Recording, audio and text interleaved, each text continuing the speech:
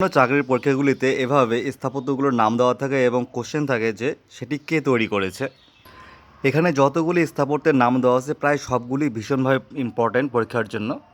যেমন দেখো, প্রথমে কুতুব মিনার কে নির্মাণ করেন? কুতুব মিনার নির্মাণ করেন দুজন মিলে, কুতুবুদ্দিন আইবক এবং ইলতুৎমিশ।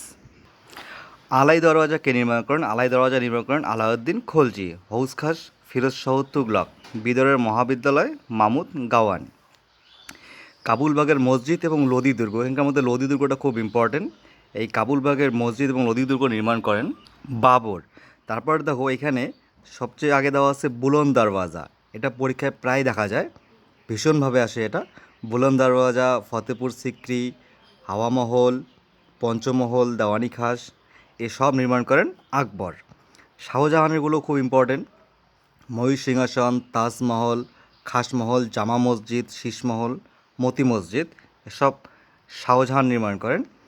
শেরশাহের মধ্যে সবচেয়ে ইম্পর্টেন্ট হচ্ছে পুরনো দিল্লি, তারপর কিলাই কুনহা, সাসারামের সমাধিসৌধ, ফাতেহাবাদের মসজিদ, দিল্লির দিন পান্থ সমাধিসৌধ এসব নির্মাণ করেন হুমায়ুন। জাহাঙ্গীর নির্মাণ করেন ইতিমাদ উদ্দৌলার সমাধিসৌধ এবং আকবরের সমাধি।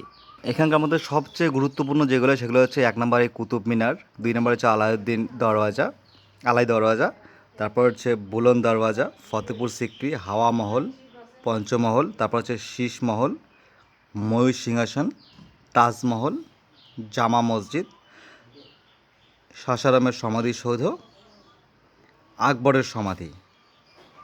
কম্পিটিটিভ এক্সামের জন্য অন্ততপক্ষে এই দাগ দেওয়া কয়েকটি স্থাপত্য এবং তাদের নির্মাতা মনে রাখা খুব দরকার।